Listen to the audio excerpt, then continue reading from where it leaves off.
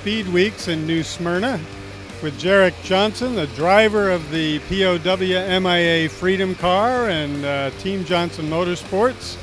And Jerick, it's been an interesting week so far, I guess. Why don't you catch us up a little on what's been happening since, what was it, last Thursday night or last Friday night that we started? Yeah, so the World Series started, actually the first race was Friday, but we've been here since Thursday practicing.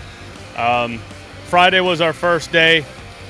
Didn't have a too bad a run going, and we got caught up in a little bit of a mess and ended the night 9th in the first day.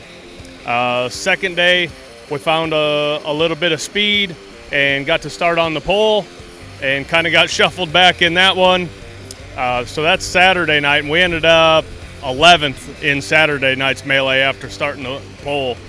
And then Sunday was the catastrophe. They had 21 pro late models, and we were running 4th, got spun, sent to the back, got back up to 5th, got spun, and destroyed our POW-MIA MyComputerCareer Freedom Car. So Tuesday was last night, and we finally got the backup going.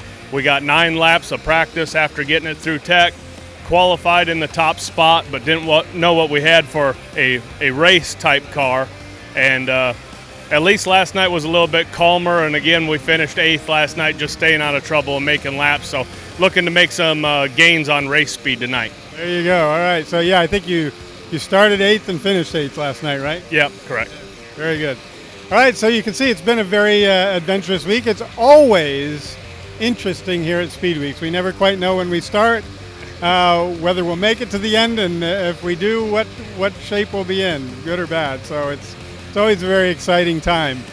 While I've got you, Jerick, I want to talk a little bit about the mission of the POW-MIA Freedom Car. Why is racing a good venue to remind Americans that our country was built on the blood of soldiers who gave everything? Why is this a good match in your mind? Well, we've done a lot of work with veterans and veteran groups like the American Legion and the VFW and AMVETS. It's always good to use something other than just veterans talking at a post or something like that. Get out in large crowds and audiences where there's not the pressure of, hey, listen to what I have to say to you. They're here for fun and excitement, large crowds, a lot of people watching, and they see the POW-MIA. Some people don't know what it is. A lot of our veterans do know what it is and appreciate it, but it leaves an opening for conversation, and it's just a good non-threatening way to put it out in the public. I think you're absolutely right. What is so important to you personally about this message and keeping this out in the forefront of of the American consciousness? Yeah, so my dad himself was a veteran, and my grandfather, my dad's dad, was a veteran. I've had the privilege of never having to be a veteran because they've fought for me, and there's a lot less going on, but I've always felt like I needed to do something to give to that veteran community, and we've always worked real close with veteran organizations. So when one of the American Legion generals came to us one time and said that he really wanted to see a presence for POW-MIA when we were working on American Legion membership drives and trying to get people to sign up, he kind of gave us the idea that, man, that's not exactly what it's all about. Even though we need members, we need to put some kind of awareness thing out there for what our veterans have sacrificed. Some of them have come home and have certain problems, but some of them didn't even get to come home. Some people don't even know what happened to their grandfather or great-grandfather. So to keep that out there, and if you can get any closure for any of them people, or let some of them people know that people are still thinking about them, it's really close to our hearts, and we enjoy what we do.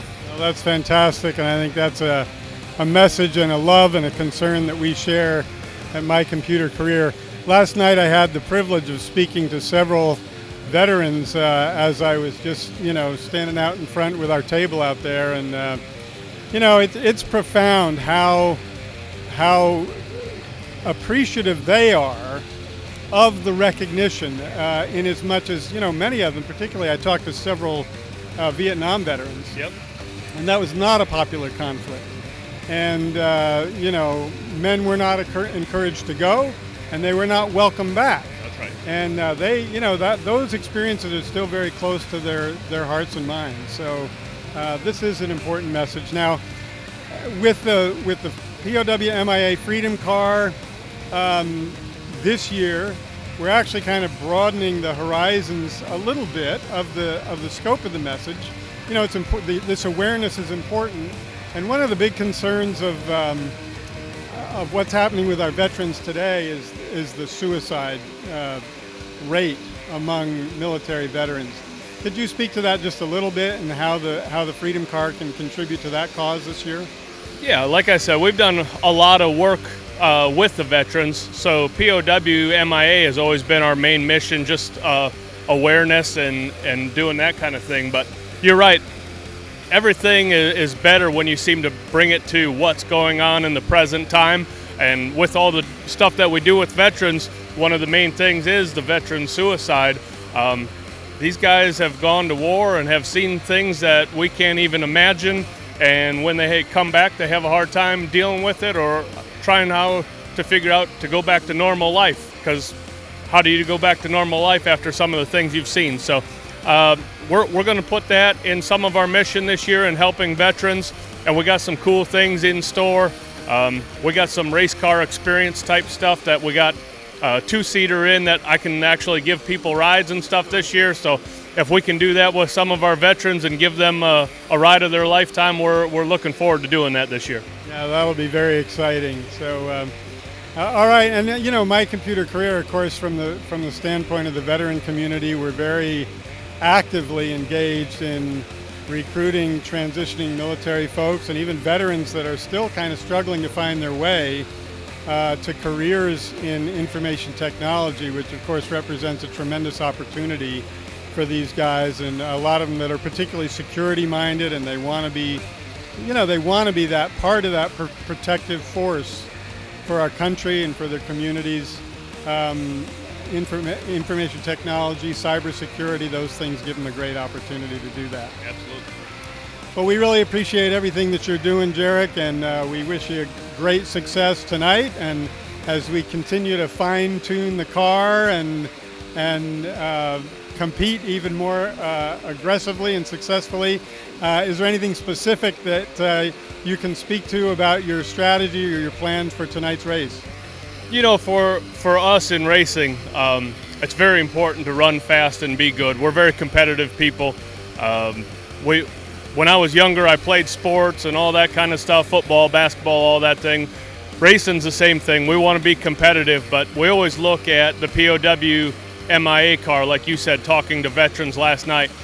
As long as we endure and we do what we do and try our hardest, and we have that car out there on the racetrack where they can see it, that's what's important. But for us, we're going to keep strategizing and see if we can't get a top speed again today like we did yesterday and keep it up front. Turn that into a victory tonight. That's right. All right.